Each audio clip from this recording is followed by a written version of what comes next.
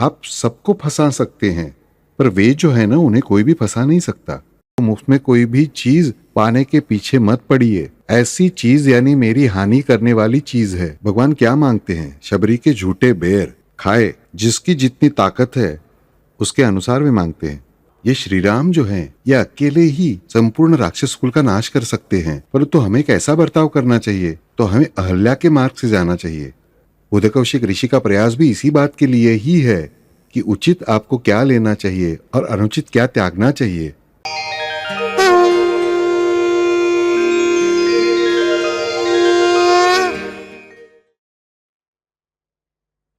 हरिओम। ऊरु रघुत्तमः पातु रक्षः कुलविनाशकृत्। ऊरु रघुत्तमः पातु रक्षः कुलविनाशकृत्। एक ही अंक के लिए दो पंक्तियां पहली बार हम देख रहे हैं इस कवच में। ऊरु रघुत्तमः पातु रक्षः कुलविनाशकृत्। रक्षः कुलविनाशकृत् यानी राक्षसों के कुल का विनाश करने वाले रघुत्तम श्री राम मेरी जांघों की रक्षा करते हैं, रक्षा करें। ऊरु रघुत्तमः पातु। ऊरु शब्द सुनते ही हमें याद आना चाहिए या याद आता है, या हमें पता ही न हो तो याद आएगा भी नहीं, ऐसी व्यक्ति यानी उर्वशी, अप्सरा। अप्सरा तो याद आती ही है। और पानी की जगह पर हम जाते हैं तो महाराष्ट्र के गांव गांव में कहानियां सुनते हैं। पानी के हर तालाब के किनारे, कुएं के किनारे, नदी के किनारे आसराएं होती हैं। आसरा यानी अप्सरा। और आसरा का बड़ा डर होता है, बड़ा खौफ होता है हर किसी के मन में। और हम अनेक गांवों में बड़ी बड़ी कहानियां सुनते हैं। वे आश्रय है या नहीं ये छोड़ ही दीजिए, पर वो जो डर है ना उस आसराओं का यानी अप्सराओं का, वही इंसान को पूरी तरह से पागल बनाकर छोड़ देता है, डरा कर छोड़ देता है। तो ऐसी ये अप्सराएं सच कहे तो स्वर्ग की नर्तकियां, सौंदर्यवती, पर यदि वे भूमि पर उतरी तो बस हर किसी के पैरों तले की जमीन हिल जाती है। और पानी के नीचे तो हमें पनघट पर उनका डर लगता है। हम कभी ऐसा विचार करते हैं कि स्वर्ग की नर्तकियां भूमि पर उतरने के बाद इतनी विघातक, घातक, कष्टदायक कैसे क्या बन जाती है? या वे अलग हैं और ये अलग है और कोई, यानी उस अप्सराओं का ही ये स्थान होना चाहिए बराबर। इसीलिए हमारे मन में सबसे पहले प्रश्न उठता है, ये अप्सराएं यानी वास्तव में क्या है? अप्सरा यानी हमारे मन के सामने पौराणिक कथाओं के अनुसार एक स्त्री का चित्र आता है कि वो अत्यंत सुंदर है, दिव्य सौंदर्य से युक्त है। ऐसी इंद्र की सभा में इंद्र अप्सराओं का नाच गाना देखता रहता है। अप्सराएं बिना थके नाचती रहती है। पर पुराणों में, कहानियों में, पर मूल वेदों में जो हमारे मूल धर्म ग्रंथ है, उनमें इंद्र ऐसे नहीं है। उनमें का इंद्र, वेदों में वर्णित इंद्र अत्यंत कर्तृत्ववान है, अत्यंत सत्वशील है, अत्यंत पुण्यवान है, परस्त्री को माता समान मानने वाला है। वो सोमरस प्राशन करता है, उसके वर्णन यानी दारू पीने का वर्णन नहीं है। तो वो एक अलग सोमवल्ली नामक वनस्पति है, उसका औषधीय रस वो प्राशन करता रहता है एक रसायन के रूप में। और ये अप्सराएं जो हैं, ये अप्सराएं कोई सिर्फ नाच गाना करने वाली महिलाएं नहीं हैं। तो ये भी प्रत्येक अप्सरा ये अनेक विध कलाओं में एक्सपर्ट हैं, निष्णात हैं। और वे अनेक विध कलाएं उसे आती भले ही हों, तब भी उसमें एक कला उसकी ऐसी होती है कि जो उत्कर्ष पर पहुंची होती है, अत्यंत उत्कर्ष पर पहुंची होती है कि वो उसके पार there is no further expert. उससे श्रेष्ठ व्यक्ति उस क्षेत्र में कोई भी नहीं होती। और ऐसी कहते हैं मेन, मूल, मुख्य 8 अप्सराएं हैं। 8 अप्सराएं, अष्ट सिद्धि 9 निधि के दाता। ये 8 अप्सराएं यानी 8 सिद्धियां। और जब हम ज्ञान मार्ग से, कर्म मार्ग से, योग मार्ग से, तपस्या मार्ग से, भक्ति मार्ग से आगे बढ़ने लगते हैं, तब हमारे इस प्रत्येक स्थान पर तपस्याएं ही हैं। इस तपस्या में इन सिद्धियों की प्राप्ति होना यह बड़ा संकट होता है। हम विश्वामित्र जी की कहानी पढ़ते हैं। विश्वामित्र जी तपस्या के लिए बैठे हैं, फिर इंद्र ने एक अप्सरा भेजी। उसने आकर, हम पिक्चर में देखते हैं वो अप्सरा आती है, अच्छा नाच वाच करती है। विश्वामित्र जी की तपस्या भंग, 10,000 साल की तपस्या गई पानी में। भौतिक स्तर पर यह घटना सत्य है ही, पर उसके साथ महत्वपूर्ण बात यानी क्या कि अप्सरा यानी एक भक्त की तपस्या के अनुसार उस स्तर पर उसे प्राप्त होने वाली सिद्धि है। और उन सिद्धियों का जब वो स्वीकार भक्त करता है, ऋषि करते हैं और उसका उपयोग करते हैं, तब उनकी तपस्या जो है वो खंडित होती है। अब अगले मार्ग पर जाने के लिए फिर से तपस्या शुरू करनी चाहिए, क्योंकि उसे इस कर्म का ही फल मिल चुका है। सादा उदाहरण ध्यान में लीजिए। मान लीजिए आपने आम का पेड़ लगाया। पहले साल आम के पेड़ पर बड़ा सारा बौर आया, भरपूर आम आए। आपने वे आम बेच दिए और फिर आम का पेड़ भी काट दिया और उसकी लकड़ियां भी बेच दी, पैसा चाहिए इसलिए। फिर दूसरे साल आपको आम का फल कहां से मिलेगा? दूसरा आम का पेड़ लगाना ही पड़ेगा। बुद्धिमान मनुष्य क्या करता है? आम के फल केवल खाता है और पेड़ की निगरानी करता है, उसकी लकड़ियां बेचने का घाटे का सौदा नहीं करता। इसलिए उसे अगले साल भी फल मिलते हैं, वो पेड़ फल देता रहता है। वैसे ही इस तपस्या के मार्ग में, यानी इस भक्ति के मार्ग में या ज्ञान मार्ग में, जो कोई मार्ग मैंने स्वीकार किया परमेश्वर तक पहुंचने का, उस मार्ग में उस ताकत के कारण, स्पिरिचुअल लेवल के कारण, आध्यात्मिक ताकत के कारण एक एक सिद्धि, एक एक ताकत मानव को प्राप्त होती जाती है। परंतु जो कोई उसका उपयोग करना चाहता है, जो कोई उसका उपयोग करने की सोचता है, उसे मिली वो सिद्धि रहती है उसके पास, परंतु आगे का प्रवास इसलिए उसका रुक जाता है। वो फिर से सामान्य मनुष्य ही बन चुका होता है, सिर्फ सामान्य मनुष्य प्लस एक सिद्धि। पर जब ये मनुष्य वो सिद्धि स्वीकार नहीं करता, परमेश्वर के चरणों में अर्पण करता है, उसका प्रवास आगे शुरू होता है। फिर दूसरी सिद्धि आती है, तीसरी, वे सभी सिद्धियां उसे प्राप्त होती है। वो सब परमेश्वर के चरणों में ही अर्पण करता है। इस कारण उल्टे उसके पास सभी सिद्धियां रहती भी है और उसका उपयोग परमेश्वर उन्हें जैसा चाहिए वैसा करवा लेते हैं। यह हमें समझ नहीं आता। यानी इन तपस्वियों का, मुनियों का, ऋषियों का तपोभंग करने वाली अप्सराएं यानी सिद्धियां हैं। हम बहुत से ऐसे लोग फैले हुए होते हैं कि हमें कोई आकर बताता है, आपको पता है उस आदमी को सिद्धि प्राप्त हुई है। हम उसके पीछे दौड़ पड़ते हैं। 99 बार यह बात कोरी बकवासी होती है। हम पर इन चमत्कारों की बड़ी धुन सवार होती है। इन सिद्धियों की यानी चमत्कारों की हम पर बहुत बड़ी धुन सवार होती है। आप सबको फंसा सकते हैं, पर वे जो है ना, उन्हें कोई भी फंसा नहीं सकता। कोई भी कभी भी नहीं फंसा सकता। और इतना मानव को भी ध्यान रखना चाहिए। अंग्रेजी की कहावत मुझे बहुत पसंद है कि आप सबको कुछ समय तक फंसा सकते हैं, कुछ लोगों को हमेशा फंसा सकते हैं, पर आप सबको हमेशा कभी भी फंसा नहीं सकते। तो फिर उन भगवान को फंसाना इट इज इम्पॉसिबल, ये हमें समझना चाहिए। पर हमें चमत्कार चाहिए होता है। चमत्कार यानी वास्तव में क्या? तो मुझे 100 ग्राम मेहनत करके जो बात मिल सकती है, वो बात मुझे केवल 2 ग्राम मेहनत में या 0 ग्राम कष्ट में चाहिए होती है। वैसे मिल जाए तो हम उसे चमत्कार हो गया कहते हैं।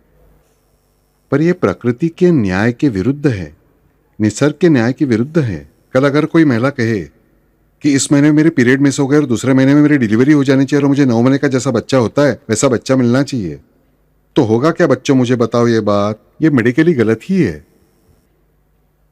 समझो, गर्भ ठहरने के बाद पहले ही महीने में उसकी डिलीवरी हो गई, यानी उसे लेबर पेन्स आ गए, तो हम क्या कहते हैं? उसे एबॉर्शन। यह बच्चा जीवित नहीं रह सकता। यानी कि इस सृष्टि के नियंता ने इस सृष्टि के लिए कुछ नियमों का एक चक्र बनाया हुआ है, एक नियमों की अच्छी नियम प्रणाली बनाई हुई है। उस नियम प्रणाली का पालन करने में ही हमारा हित होता है। वे जरूर जानते हैं कि इन नियमों का पालन करके भी पार्शियलिटी कैसे करनी है। हम जादूगरों का खेल देखते हैं कि नहीं? मुझे बताओ बच्चों, हम में से कितने लोगों ने देखे? मैं भी बड़े चाव से देखता हूं। आपके ध्यान में नहीं आएगा, उसमें सचमुच हमें शंका होगी, ये कैसे हुआ? इतना सब बक्सा होता है, उस बक्से के चारों तरफ हमें जादूगर खोलकर दिखाता है, उसमें एक महिला बैठती है और फिर बड़ी क्या वो आरी लेकर 2 तरफ से काटते हैं और फिर कहते हैं वो महिला अंदर से बाहर आती है। आश्चर्य होता है, वो औरत गई कहाँ? कहते हैं जादू। ये जादू है क्या? नहीं। पर वो जादूगर ईमानदार होता है। वो क्या कहता है? ये हाथ की सफाई है, ये नजरबंदी है, यानी इसमें कौशल है, इसमें कला है, मनोरंजन के लिए की गई। अप्सरा शब्द का एक अर्थ है अपसरती, यानी जो दूर ले जाती है। वो किससे? भगवान से जो दूर ले जाती है वो अप्सरा है। ये ऐसी सारी बातें, यही अप्सराएं हैं बच्चों, कि भगवान का मार्ग छोड़कर हम जो नाना प्रकार की गलत चीजें करते रहते हैं ना, वही असली अप्सरा है, क्योंकि वही मोह है ना हम में उठे हुए, हमारा काम जल्दी हो जाए इसलिए। मगर बच्चों ध्यान रखिए, ये जल्दी काम होने के लिए ईश्वरीय मार्ग का अवलंब कीजिए। परमेश्वर का नामस्मरण कीजिए, भजन कीजिए, चाहे तो पूजा कीजिए घर में एक दिन अच्छी, मंदिर में जाकर परमेश्वर की अच्छी पूजा कीजिए। परमेश्वरी मार्ग से सब कुछ मिलता रहता है हमें। साई सच्चरित्र में साईं बाबा हमें समझाकर बताते हैं कि जरी वाली शाल में आपको देने के लिए बैठा हूं, मेरा खजाना भरा हुआ है, पर आप लूटने ही नहीं आते। आप गलत जगह पर क्यों जाते हैं? आप चिंदी चोर क्यों बनते हैं? ध्यान रखिए बच्चों, थोड़ी सबूरी रखनी पड़ती है और श्रद्धा बढ़ानी पड़ती है, फिर ये अप्सराएं हमारा कुछ बिगाड़ नहीं सकती। अपने आप सभी अप्सराएं अपसरने वाली हैं, वे दूरी भागने वाली, ये हमें समझना चाहिए। पर हम जो ये गलत काम करते रहते हैं हमारे थोड़े थोड़े फायदे के लिए, वे ही अप्सराएं हैं। और ऐसी अप्सराओं में जो सबसे चीफ हैं, सबसे श्रेष्ठ हैं, सबसे अत्यंत सुंदर हैं और भले भले ऋषियों को अपने मोह में डालने वाली है, वो उर्वशी है। वो उरु से ही उत्पन्न हुई है, उस कहानी में मुझे आज जाना नहीं है। वो उर्वशी है। उर्वशी पुरुरवा की कहानी हम पढ़ते हैं, वही उर्वशी है। और ये उर्वशी जो है, ये उर्वशी पर उसे सिर्फ बाकी की अप्सराओं को देखने के बाद, उनका नाच गाना करने के बाद ऋषि पागल हो जाते हैं। तो उर्वशी एकमात्र ऐसी है कि जब कुछ अनेक योजन की दूरी से वो गुजरे ऋषियों के पास से, तब भी उसकी सुगंधी यदि उन ऋषियों की नाक में चली गई, तब भी ऋषियों की तपस्या भंग हो जाती थी। ऐसी ये अप्सरा यानी उर्वशी, कि जिसके अनेक समझो ऋषि यहां तपस्या करने बैठे हैं और 10 किलोमीटर वहां से वो गुजरी, तब भी थोड़ी सी सुगंध उसकी नाक में चली जाए और उन्होंने उसे भीतर लिया, स्वीकार किया, वो उन्हें अच्छा लगा, तो तपस्या भंग हो गई। ये है वो उर्वशी, उरु से उत्पन्न हुई वो उर्वशी है। और ये जो उर्वशी है, ये हमारे जीवन में सदैव नाच गाना करती घूमती रहती है। और हमारे मन में जो ऋषि बैठे हुए हैं, आप कहेंगे बापू हमारे मन में ऋषि कहां बैठे हैं? यस, एक बड़ा रहस्य समझ लीजिए बच्चों, इस पूरी सृष्टि का संचालन करने वाला एक ऋषि संघ है। वो संघ उन परमात्मा की आज्ञा के अनुसार अव्यक्त रूप में कार्य करता रहता है।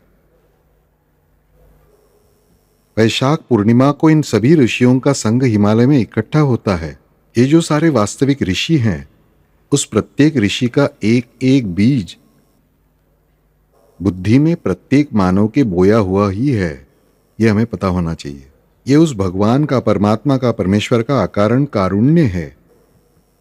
चाहे एकदम अनपढ़ से अनपढ़ मनुष्य क्यों न हो, पापियों से पापी हो, उसकी भी बुद्धि में ये जो ऋषि संघ है, इस ऋषि संघ के प्रत्येक ऋषि का बीज बोया ही हुआ होता है। और वो किस लिए बोया हुआ होता है?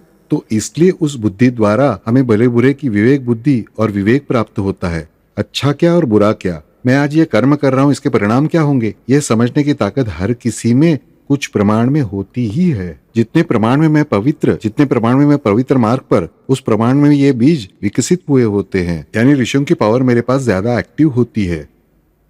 और इस मेरी बुद्धि में रहने वाले ऋषियों के जो बीज हैं, इन बीजों का सत्व हरण करने वाली ये उर्वशी है। ध्यान रखिए, ये किन ऋषियों की तपस्या, यानी मेरी बुद्धि में ये जो बीज दिए गए हैं भगवान ने, उनकी तपस्या हरण करना, यानी मैंने अपनी अब तक बुद्धि का उपयोग करके जो भी कुछ अच्छा किया, वो सब हरण करने की ताकत इस उर्वशी में है।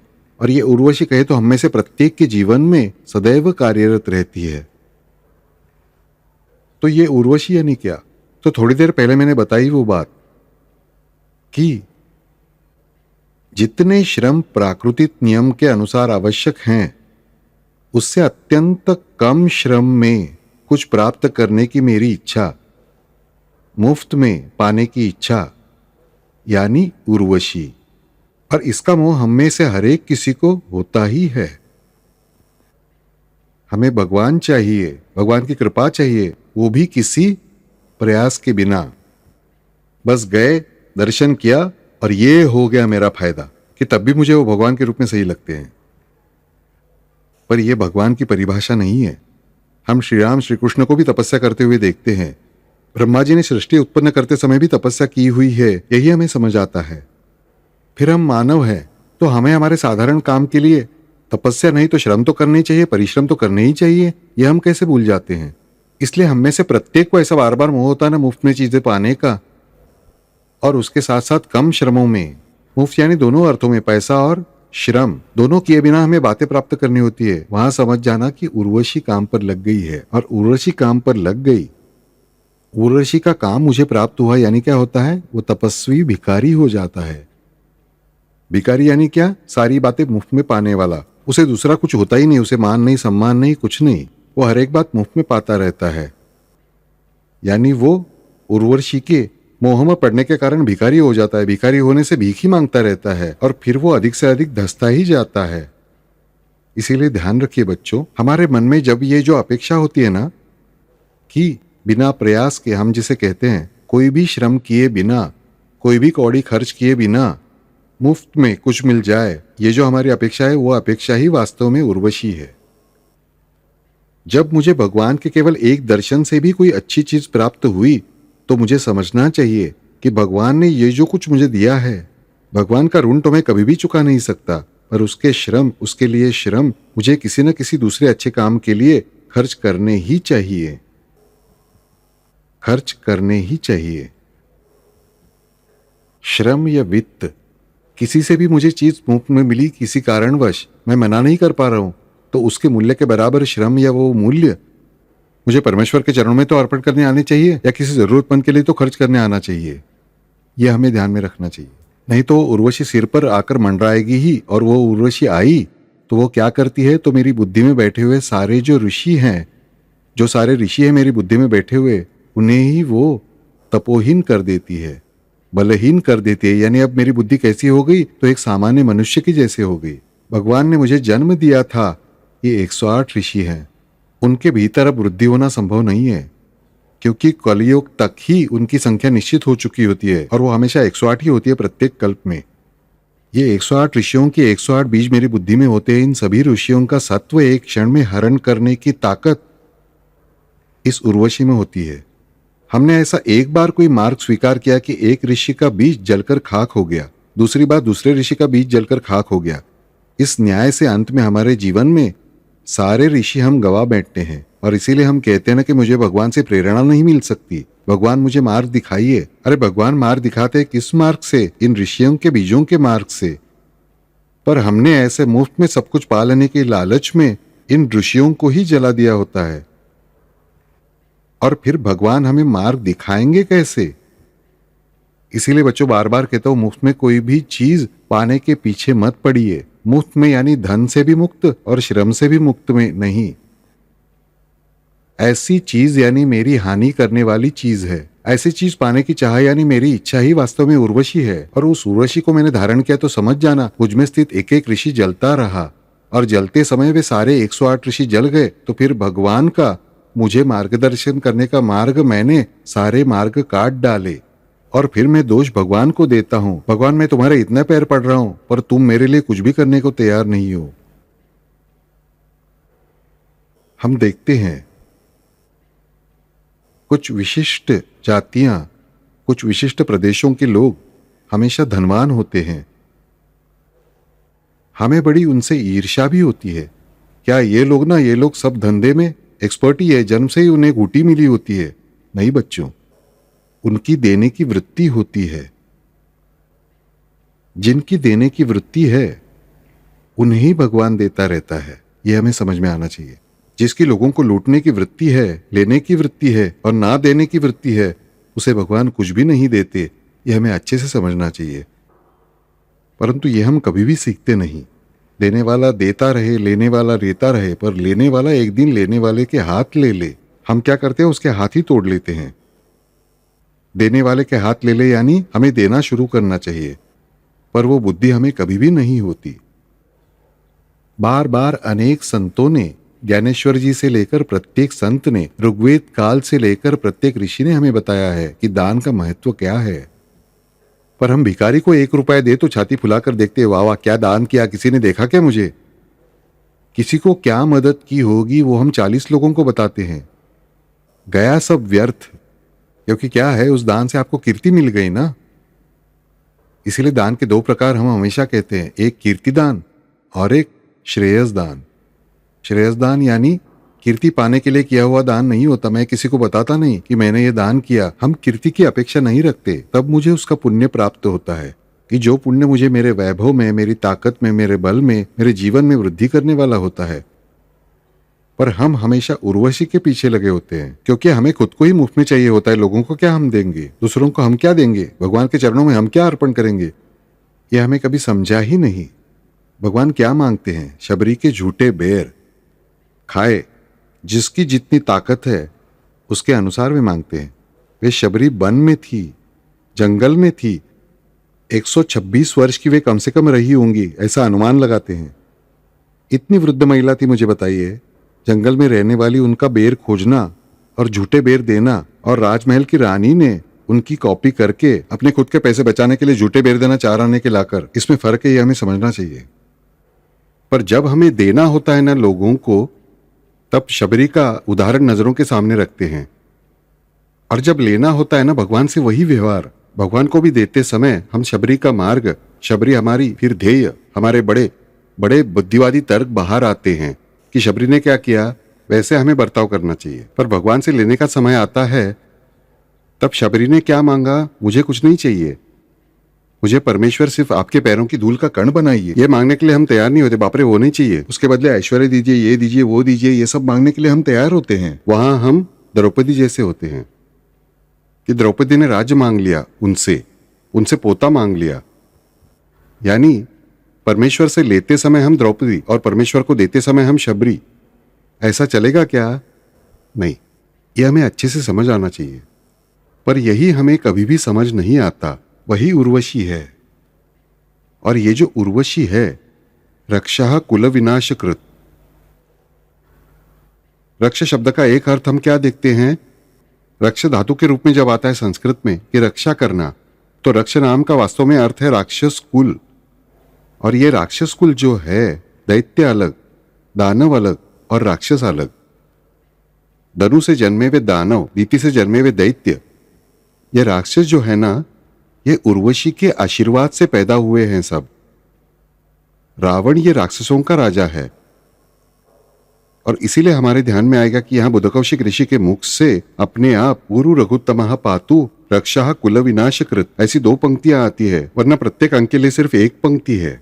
वे रघुत्तम कहते हैं और फिर कहते हैं कि रक्षः कुल विनाश कृत, कि राक्षसों के कुल का ही विनाश करने वाले ये रघुत्तम है। यानी राक्षसों के कुल को जन्म ही किसने दिया है, किसकी कृपा से पैदा हुए हैं? तो उर्वशी की कृपा से ही पैदा हुए हैं राक्षस सारे। राक्षस बढ़ते हैं किसकी कृपा से? तो उर्वशी की ही, क्योंकि जो उसके बदन की सुगंध जन्मजात सुगंध है, उसने इत्र नहीं लगाया होता कहीं, वो जन्मजात सुगंध है। वो सुगंध ऋषियों की नाक में जाए तो ऋषि जल जाते हैं। तो उसी गंध से राक्षस बढ़ते हैं। राक्षसों की कहानी हम पढ़ते हैं, घटोत्कच की कहानी हम पढ़ते हैं कि हिडिंबा ने जन्म दिया घटोत्कच को, और जन्म देने के क्षण ही वो प्रत्येक सांस के साथ उसका शरीर बढ़ता जाता है। प्रत्येक सांस अंदर ली कि शरीर बढ़ गया। ऐसा करते करते प्रत्येक सांस पर 1 साल, इस अनुपात में वो 18वीं सांस पर 18 साल के आकार का हो चुका होता है। कारण क्या है? क्योंकि प्रत्येक राक्षस अपनी सांस से उर्वशी के शरीर की गंध अंदर खींचता रहता है। इसलिए यानी हमें समझेगा कि राक्षसों को उत्पन्न कौन करता है हमारे जीवन में, तो हमारी ये उर्वशी वृत्ति। ये उर्वशी वृत्ति कम से कम परमेश्वर के दरबार में तो हमारी रुकनी चाहिए सबसे पहले, फिर बाहर के व्यवहार में अपने आप धीरे धीरे रुकने लगेगी। पर हम परमात्मा से बर्ताव करते समय भी इस उर्वशी के ही नृत्य करने की अपेक्षा करते हैं, और वो कभी होना संभव नहीं, कभी भी होना संभव नहीं, ये हमें समझना चाहिए। इस उर्वशी की कृपा से ही सभी राक्षसों की उत्पत्ति हुई है, और इन राक्षसों की वृद्धि, बढ़त, जन्म, विकास सब कुछ वास्तव में उर्वशी के अंग के गंध से ही है। इसीलिए ऐसा ये उरुगंध, इस उर्वशी की गंध ही यदि हमने धारण की, तो हमारे जीवन में कौन बढ़ने वाला है? ऋषि मरने वाले और राक्षस बढ़ने वाले हैं। यानी संकट बढ़ने वाले और उन संकटों का उपाय खोजने वाले ऋषि नहीं रहेंगे। प्रत्येक बार अवतार कब जन्म लेता है? तो ध्यान में आएगा, जब हम पुराण कथाएं भी पढ़ते तब हमारे ध्यान में क्या आता है कि ऋषियों को जब कष्ट होने लगता है इन राक्षसों से, ऋषि उस भगवान से जो प्रार्थना करते हैं, उनके स्तोत्र गाते हैं, फिर उन ऋषियों के लिए वो भगवान अवतार लेते। सुंदरकांड में भी श्री राम स्पष्ट रूप से कहते हैं कि हे विभीषण, तुम्हारे जैसे संतों के लिए ही, जो सगुण उपासक परहित नीरत नीति दृढ़ नेम, ऐसे संत हैं, ऐसे ऋषि हैं, उनकी प्रार्थना के लिए ही मैं जन्म लेता हूं। उन्होंने जन्म लिया, पर मेरी बुद्धि में यदि ऋषि ही नहीं होंगे प्रार्थना करने के लिए, तो वो अवतार मेरे जीवन में नहीं हो सकता, ये मुझे समझना चाहिए। इसीलिए अवतार हुआ है, कबूल है, पर वो मेरे जीवन में आए ऐसा मुझे लगता हो तो मुझे इस उर्वशी को नकारना होगा। पर बापू, यदि हमारे सारे 108 ऋषि जल चुके होंगे तो फिर क्या करें? अब आ गई ना प्रॉब्लम हमें। समझो कोई मनुष्य ईमानदार है, उसने कहा कि भाई मुझे ये इच्छा थी, अनेक वर्षों मैंने मुफ्तखोरी की हुई है, सब तरफ से परमेश्वर से भी ऐसा बर्ताव किया है, ये मेरे सभी ऋषि जल गए, मैं क्या करूं? अब ये जीवन व्यर्थ चला क्या? क्या बिल्कुल नहीं। इन सभी जिस प्रमाण में राक्षसों का नाश होता है, जिस कारण से राक्षसों का नाश होता है, उसी कारण से एक एक ऋषि फिर से प्रकट होते जाते हैं। अहल्या की कथा हमें वही बताती है। अप्सरा और अहल्या, ये दो बिल्कुल विरुद्ध अर्थ के शब्द हैं। जो पाषाणवत हुई है, पत्थर बनी हुई अहल्या है, उन्हें श्रीराम के चरणों का स्पर्श होते ही वे फिर से जीवित हो जाती हैं। अहल्या ये ऋषि पत्नी है। किन ऋषि की? गौतम जी की, जो सूर्यवत हैं। ऐसे ऐसे उन गौतम जी की, प्रखर सूर्य की पत्नी है वे। बुद्धि और सूर्य का रिश्ता हमें स्पष्ट रूप से पता है। अप्सरा और अहल्या, इन दो शब्दों के अर्थ भी संस्कृत में बिल्कुल विरोधी हैं। एक दूर करने वाली तो एक गहराई में लेकर जाने वाली, उन तक, गर्भ के मूल तक लेकर जाने वाली, वो अहल्या है। जिसे एक भी खरोच नहीं आई है, जिस पर एक भी जख्म हुआ नहीं है, जिसे कोई भेद नहीं सकता, वो अहल्या। जो सकल है, जो अविभक्त है, जो खंडित नहीं यानी जो अखंडित है, वो अहल्या। अहल्या यानी अखंडितत्व। यानी श्री राम के कारण ही हमने देखा कि रक्षा कुल विनाश कृत, राक्षस के कुल का विनाश होता है, यानी उर्वशी का नाश होता है। और उन्हीं श्री राम के पद स्पर्श से, उन्हीं श्री राम का नाम उच्चारते रहने के कारण ही ये अहल्या फिर से जीवित होती है। यानी यदि हमें हमारे ऋषियों को फिर से जीवित करना हो तो वो भी संभव है, पर उसके लिए क्या करना चाहिए हमें? तो उन श्री राम का, उन श्री कृष्ण का, उन भगवान का, उन साई का नामस्मरण निरंतर करते रहना चाहिए। और फिर उनका पदस्पर्श जब होगा तब वे अहल्या फिर से जीवित होगी। यानी मेरी बुद्धि में के वे ऋषि एक एक जीवित होने लगेंगे। फिर वे ऋषि प्रार्थना करेंगे। पर ऋषियों की प्रार्थना करने से पहले ही श्री राम आ चुके, ध्यान रखिए। बराबर ऐसी परिस्थिति भी हमारे जीवन में आएगी यदि हम नाम लेते रहे तो। शाप से दग्ध हुई वे ऋषि पत्नी, दूसरी तरफ राक्षसों को जन्म देने वाली, जीवित करने वाली, जीवित रखने वाली, वो अपने गंध से केवल, वो उर्वशी। हमें जीवन में कौन चाहिए? अहल्या चाहिए या उर्वशी चाहिए? प्रश्न आपका है। अहल्या चाहिए या उर्वशी चाहिए? हम एक श्लोक हमेशा हमेशा कहते हैं, आजकल आप लोग कहते हैं, आपको पता है कि नहीं ये भी मुझे पता नहीं। अहल्या द्रौपदी सीता तारा मंदोदरी तथा पंचकन्याम स्मरे नित्यम महापातक नाशनम। अहल्या द्रौपदी सीता तारा मंदोदरी तथा पंचकन्याम स्मरे नित्यम महापातक नाशनम। स्मरित यानी उनका स्मरण करने से भी पुण्य मिलता है, पाप नष्ट होता है। पर महत्वपूर्ण बात यानी उसके पीछे का अर्थ मैंने अच्छे से समझ लिया तो मेरा डेफिनेटली घोर से घोर पातक नष्ट हो जाता है। यानी मुझमें के ऋषि फिर से फटाफट जीवित होने लगते हैं। और उसमें से पहला नाम किसका है? तो अहल्या। मेरे घोर पातकों का नाश करना हो तो मुझे सबसे पहले अहल्या को जीवन में लाना होगा और इस अप्सरा को दूर रखना होगा। और उसमें सबसे जो घातक है उर्वशी, उसका मोह मुझे कभी भी करके नहीं चलने वाला है। और उस उर्वशी का घात, उस राक्षस कुल का घात और अहल्या का उद्धार करने वाले एक ही हैं। कौन? श्री राम है। वे श्री राम। श्री राम ने अहल्या का उद्धार किया। यह कहानी हर तरफ फैलती है। सब लोगों को पता चलता है कि श्री राम ये साक्षात परमात्मा होने चाहिए। उन्होंने एक शिला को स्पर्श क्या किया, पत्थर को स्पर्श क्या किया और उसकी महिला बन गई। फिर कहीं श्री राम आगे चल रहे होते प्रवास में और उन्हें गंगा पार करनी होती है, तो वहां जो नाविक होता है, एक ही नाविक खड़ा होता है नाव लेकर, वो पहचानता है ये तो रामचंद्र जी। श्री राम उसकी नाव में बैठने ही वाले थे, इतने में वो कहता है ठहरे ठहरे श्री राम, बैठे मत मेरी नाव में। लक्ष्मण जी कहते क्यों रे भाई, साथ में ऋषि होते वो भी कहते क्यों रे भाई। नहीं नहीं, मैंने सुना है, मुझे पता है कि इन श्री राम ने कहते हैं स्पर्श किया पैर का, इनका पैर लगते ही पत्थर की महिला बन जाती कहते हैं। तो फिर लकड़ी की क्या बिसात, मेरी नाव की महिला बन गई तो मैं क्या करूं। पहले ही घर में 3 पत्नियां हैं, ये नाव की चौथी पत्नी घर में लेकर जाकर क्या करूं। फिर रोटी पानी का धंधा भी समाप्त ना।